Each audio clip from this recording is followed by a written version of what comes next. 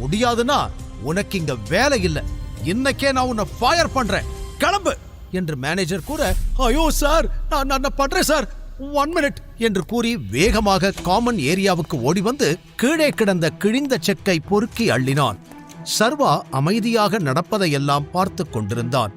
பின் வேகமாக உள்ளே வந்த பாஸ்கர் தான் கிழித்து போட்ட அனைத்தையும் டேபிள் மீது வைத்தான். சின்ன சின்ன பீஸாக கிடந்த அதை எப்படி ஒட்டுவது என்றே அவனுக்கு புரியவில்லை. அதை ஒட்டுவதற்கு டேப்பை எடுத்துக்கொண்டு, கடவுளே, என் வேலையை நீதான் காப்பாற்றணும் என்று மனதிற்குள் வேண்டியபடி ஓரக்கண்ணில் சர்வாவையும் அவ்வப்போது பார்த்தபடி அந்த செக்கை ஒட்ட ஆரம்பித்தான்.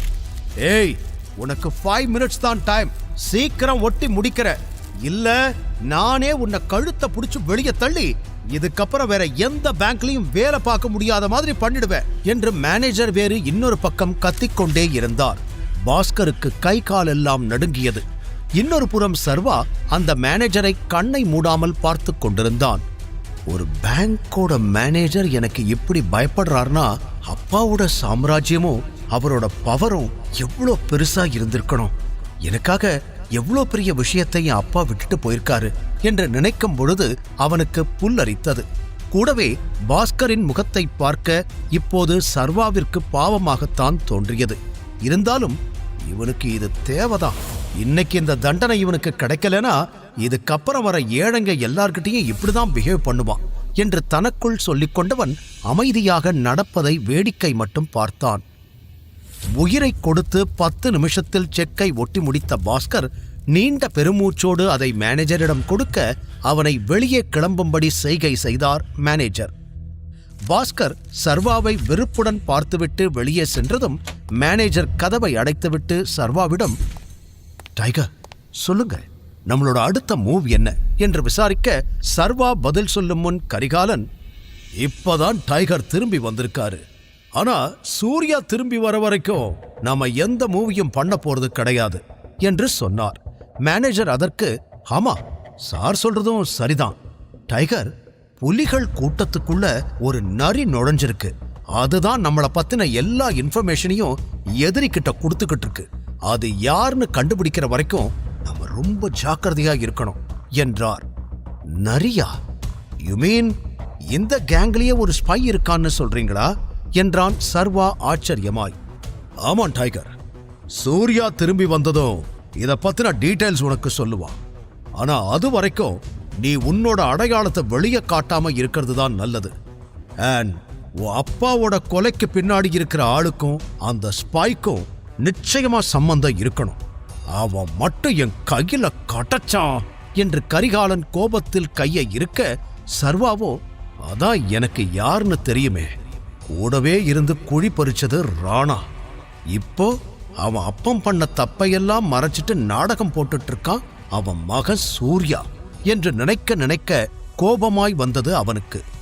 இவங்க எல்லாம் இன்னும் ராணாவை ரொம்ப நல்லவன்னு நம்பிக்கிட்டு இருக்காங்களே, அவன் துரோகின்னு இவங்களுக்கு தெரியப்படுத்தணும் என்று நினைத்து நிஜமாக வருத்தப்பட்டான் சர்வா.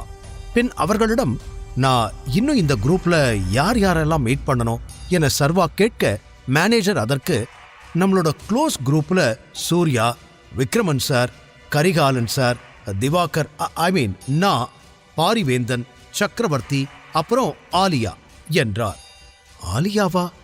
இந்த டீம்ல பொண்ணுங்க கூட இருக்காங்களா என்று சர்வா ஆச்சரியமாக கேட்டான். எஸ், இதுக்கு முன்னாடி ஆலியாவோட அம்மா தான் அந்த பொசிஷன்ல இருந்தாங்க.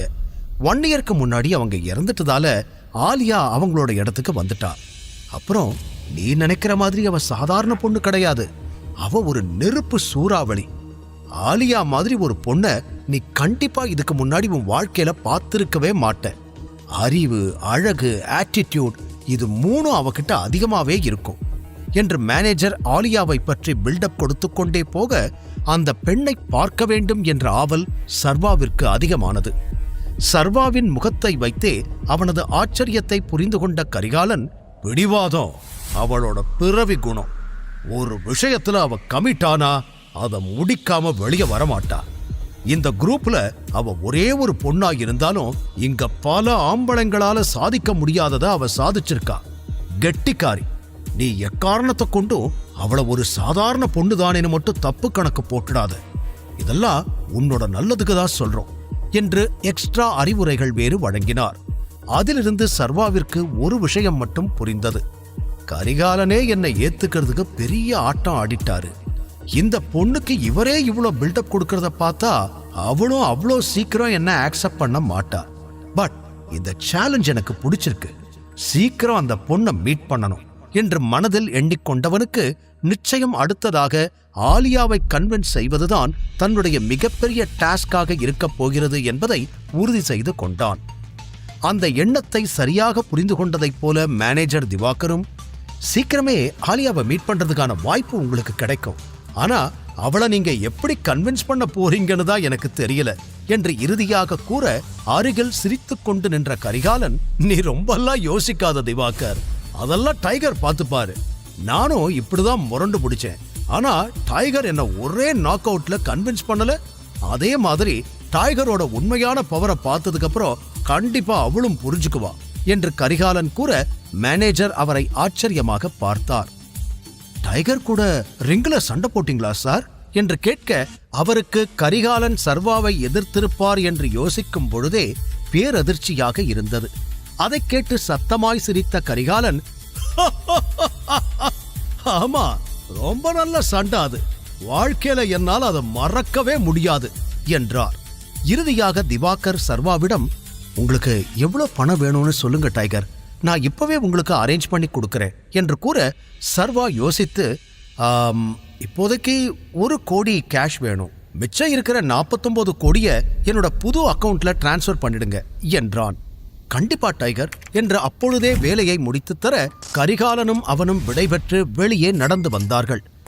எனக்கு இந்த ஆலியாவை பத்தின டீடைல்ஸ் வேணும் என சர்வா டைரக்டாக கேட்க, அவனை மேலும் கீழும் பார்த்த கரிகாலன், ஏற்பாடு பண்றேன் டைகர், ஆனா எக்காரணத்தை கொண்டும் அவளை கோபப்படுத்துற மாதிரி எதுவும் பண்ணிடாத. அண்ட் வெரி இம்பார்ட்டன்ட், அவளை கிண்டல் பண்ணா அவளுக்கு சுத்தமா பிடிக்காது. யார் என்னன்னு பார்க்காம அந்த இடத்திலேயே போட்டு தள்ளிடுவா என்று சொல்ல, ஆலியாவின் கேரக்டர் மேலும் மேலும் இன்ட்ரெஸ்டாக மாறிக்கொண்டே போவதை பார்த்து, சீக்கிரமே அவளை மீட் பண்றேன் என்று சர்வா கூறினான். கரிகாலன் ஒப்புக்கொண்டு, அப்புறம் உனக்கு ஒரு கார் ரெடி பண்ணணும், நான் என்னோட மேனேஜர் கிட்ட இன்ஃபார்ம் பண்றேன். இப்பவே குளோபல் மோட்டார்ஸ்க்கு போ, அங்க உனக்கு ஒரு புது கார் வெயிட் பண்ணிக்கிட்டு இருக்கும். இப்போதைக்கு நான் பணத்தை செட்டில் பண்ணிடுறேன், ஆனா நீ பழையபடி பொசிஷனுக்கு வந்ததும் அதை எனக்கு டபுள் மடங்கா கொடுத்துடணும் என்று சொல்ல, சர்வா சிரித்து விட்டான். பின் அவன் தனியாக கிளம்பி குளோபல் மோட்டார்ஸுக்கு வர, அவசரத்தில் அவர் எந்த காரை புக் பண்ணி இருக்கிறார் என்று கேட்க மறந்து விட்டான். ஆனால் அவன் ஷோரூம் உள்ளே சென்ற பொழுது மேனேஜர் அவனுக்காக வெயிட் பண்ணி கொண்டிருப்பது தெரிய, சர்வாவிடம் வேகமாய் வந்தவர், பின் அவன் தனியாக கிளம்பி குளோபல் மோட்டார்ஸுக்கு வர, அவசரத்தில் அவர் எந்த காரை புக் பண்ணி இருக்கிறார் என்று கேட்க மறந்து விட்டான். ஆனால் அவன் ஷோரூம் உள்ளே சென்ற பொழுது மேனேஜர் அவனுக்காக வெயிட் பண்ணி கொண்டிருப்பது தெரிய, சர்வாவிடம் வேகமாய் வந்தவர், மிஸ்டர் சர்வேஸ்வரன் என்று கேட்க, எஸ், ஆம் சர்வேஸ்வரன் என்று கூற, அவன் தோற்றத்தைக் கண்டு ரிசப்ஷனில் இருந்த பெண்கள் அதிர்ச்சியாக பார்த்தார்கள். ஆனால் அவன் எப்படி இருப்பான் என்று கரிகாலன் ஏற்கனவே சொல்லிவிட்டதால் மேனேஜர் ஆச்சரியப்படவில்லை. என் கூட வாங்க சார் என்று பின்னால் இருந்த கராஜுக்கு அழைத்துச் செல்ல, அங்கே பல எக்ஸ்பென்சிவான கார்கள் நின்று கொண்டிருந்தது. அதில் சற்று பழையதாகவும் நிறைய அடி வாங்கியபடியும் நின்ற ஒரு கார் அருகில் மேனேஜர் அழைத்து வர, முதல் பார்வையிலேயே அதுவும் எக்ஸ்பென்சிவான ஒரு கார் என்று சர்வா கண்டுகொண்டான். வேண்டுமென்றே அதை பழையது போல் மாற்றியமைக்க சொல்லியிருந்தார் கரிகாலன். அவருடைய திட்டத்தை பார்த்து சர்வா உள்ளுக்குள் மெச்சிக்கொண்டான். அவனுடைய டேஸ்டுக்கு அந்த கார் பக்காவாய் ஒத்துப்போக, மேனேஜர் பவ்யமாய், சார், நீங்க காரை டெஸ்ட் டிரைவ் பண்ணி பார்க்கறதுனா பாருங்க, நான் பேப்பர்ஸை எடுத்துட்டு வந்துடுறேன் என்று சொல்லி செல்ல, சர்வாவும் டிரைவர் சீட்டில் அமர்ந்து அந்த காரை ஸ்டார்ட் பண்ண, ஹாய் என்று விண்டோ பக்கம் இருந்து ஒரு குரல் வந்தது. சர்வா சட்டென்று திரும்பி பார்த்தான். அங்கு வேதிகாவின் பெஸ்ட் ஃப்ரெண்ட் ஷிவானி நின்றிருந்தாள். ஜீன்ஸ் பேண்ட், வெள்ளை நிற கிராப் டாப், காதில் சின்னதாக டைமண்ட் ஸ்டட், தோளில் ஸ்லிங் பேக் என ஆள் வெஸ்டர்ன் ஸ்டைலில் அட்டகாசமாக இருந்தாள். விக்ரமனின் பார்ட்டியில் அவளும் வேதிகாவும் மிகவும் நெருக்கமாக இருப்பதை சர்வா கவனித்திருந்தான். ஆனால் வேதிகா சர்வாவை அவளுக்கு அறிமுகம் செய்து வைக்கவே இல்லை. பார்ட்டி முழுவதும் தன்னை சிவானி சந்தேக கண்களோடு பார்ப்பதை சர்வா நன்றாகவே நோட்டீஸ் செய்திருந்தான். அவள் சர்வாவை பார்த்த விதம் மிகவும் விசித்திரமாக இருந்தது. ஹே, நீங்க வேதிகாவோட ஃபியான்சே சர்வா தானே? நீங்க இந்த காரை வாங்க போறீங்களா என்று ஏதோ சகஜமாக பழகியவள் போல சாதாரணமாக கேட்டாள். சர்வாவுக்கு அது ஆச்சரியமாக இருக்க, உங்களுக்கு என்ன தெரியுமா என்று கேட்டான். என்ன சார், ஒண்ணுமே தெரியாத மாதிரி கேக்குறீங்க என்று சிரித்த சிவானி தன் ஸ்வீட்டான வாய்ஸில், நான் வேதிகாவோட பெஸ்ட் ஃப்ரெண்ட், உங்களை பத்தி எனக்கு தெரியாம இருக்குமா? முதல்ல நான் கேட்ட கேள்விக்கு பதில் சொல்லுங்க. நீங்க கார் வாங்க வந்திருக்கீங்களா? என்னால நம்பவே முடியலையே. வேதிகா நீங்க ரொம்ப புவர்னு சொன்னா, ஆனா நீங்க எப்படி இங்க என்று அடுத்தடுத்து அவள் கேள்விகள் கேட்டுக்கொண்டே போக, ஆஹா, இவகிட்ட வாயை கொடுத்து என் வாழ்க்கைய புண்ணாக்கிக்க கூடாது என்று எண்ணிய சர்வா, ஆமாங்க, நான் புவர் தான். இது என்னோட கார் இல்ல, என் பாஸோடது. அவர் புக் பண்ணதை எடுத்துட்டு போகத்தான் நான் வந்திருக்கேன் என்று கூறினான். நிஜமாவா சொல்றீங்க என்று சிவானி நம்பாமல் கேட்க, என்ன பார்த்தா பொய் சொல்ற மாதிரி இருக்கா என்று பதிலுக்கு சர்வா கேட்டான். அப்படி இல்ல, சரி நம்ம ஒண்ணு பண்ணலாம், நான் இப்பவே வேதிகாவுக்கு போன் பண்ணி இங்க வர சொல்றேன் என்று போனை எடுக்க போக சட்டென அவளை தடுத்த சர்வா, என்ன பண்றீங்க நீங்க? அதான் சொல்றேன்ல, இது என் பாஸ் கார்னு, அதை எதுக்கு வேதிகா பார்க்கணும், அவளை எதுக்கு டிஸ்டர்ப் பண்ணிக்கிட்டு என்று சர்வா மறுத்ததை சந்தேகமாக பார்த்தவள், ஓகே, அவளுக்கு நான் கால் பண்ணாம இருக்கணும்னா நீங்க எனக்கு ட்ரீட் கொடுக்கணும், ஓகேவா என்று சொல்லிவிட்டு அவளும் காரில் ஏறி அமர்ந்தாள். அவள் பேசும் விதமும் அவளது நடவடிக்கைகளும் வித்தியாசமாக இருந்தாலும், சரி வாங்க என்று கூறினான் சர்வா. அதே நேரம் மேனேஜரும் காரின் டாக்குமெண்டோடு வந்துவிட பேப்பர் ஒர்க்கை எல்லாம் முடித்துவிட்டு சர்வா சிவானியோடு அங்கிருந்து கிளம்பினான். அவளை டைரக்டாக விக்ரமனின் விஸ்தாரா ஹோட்டலுக்கே அழைத்துச் சென்றான் சர்வா. அவளோ செல்லும் வழியெல்லாம் அவனை தன் ஓரக்கண்ணில் பார்த்து கொண்டிருந்தாள். சர்வாவுக்கு அவள் தன்னிடம் என்ன எதிர்பார்க்கிறாள் என்று புரியவில்லை. ஹோட்டலுக்கு வந்ததும் காரை பார்க் பண்ணியவன் கீழே இறங்குவதற்கு முன்பே விக்ரமனிடமிருந்து கால் வந்ததும் எடுத்து விட்டான். என்னாச்சு டைகர், நம்ம ஹோட்டலுக்கு வெளியே உன் கார் நிக்குது, ஒன்னும் பிரச்சனை இல்லையே என்று விக்ரமன் கேட்க, பிரச்சனை எல்லாம் எதுவும் இல்ல அங்கிள், என் ஃப்ரெண்டு கூட லஞ்ச் சாப்பிட வந்திருக்கேன் என்றவன் சாதாரணமாக கூற, ஓகே, நீ மேல என்னோட ஆபீஸ்க்கு வா, நான் உனக்கு என்னோட விஐபி கார்டை கொடுக்கிறேன், so both of you can get VIP treatment என்று விக்ரமன் புன்னகையுடன் சொல்ல, ஓகே அங்கிள் என்று சர்வா போனை கட் பண்ணியவன் சிவானியிடம், ஒரு நிமிஷம், எனக்கு ஒரு முக்கியமான வேலை இருக்கு, அதை மட்டும் முடிச்சுட்டு வந்துடுறேன், நீங்க வெயிட் பண்ணுங்க என்றவன் விக்ரமனின் ஆபீஸுக்கு சென்றுவிட சிவானி அவனுடைய ஒவ்வொரு செயலையும் நுணுக்கமாக கவனித்தாள். லிப்டில் சர்வா அழுத்திய ஃப்ளோர் பட்டனை வைத்தே அவன் விக்ரமனின் ஆபீஸுக்குத்தான் செல்கிறான் என்று அவளுக்கு புரிந்து போக சிவானிக்கு சர்வா மீது இருந்த சந்தேகம் மேலும் அதிகமானது. நிஜமாவே இந்த சர்வேஸ்வரன் யாரு? அவன் ஏதாவது உண்மையை மறைக்கிறானா என்று தன்னையே கேட்டுக்கொண்டாள். லிப்டில் மேலே சென்ற சர்வா விக்ரமன் கொடுத்த விஐபி கார்டை பெற்றுக்கொண்டான். லஞ்ச் என்ஜாய் பண்ணு சர்வா, ஏதாவது ப்ராப்ளம் இருந்தா எனக்கு இம்மீடியட்டா கால் பண்ணு என்றார் விக்ரமன். ஷோர் அங்கிள், தேங்க்யூ என்று வெளியே வந்த சர்வா கீழே இருந்த சிவானியிடம் வந்து, போலாமா என்று கேட்டான். அவளும் தலையை அசைத்தபடி அவனை பின்தொடர்ந்தாள். நீங்க விக்ரமன் சார் கிட்ட தான் ஒர்க் பண்றீங்களா? நீங்க இவ்வளோ பெரிய இடத்துல ஒர்க் பண்றீங்கன்னு வேதிகா என்கிட்ட சொல்லவே இல்லை என்று விசாரிக்க அதற்குள் சர்வா ஒரு டேபிளில் அமர்ந்து விட்டான்.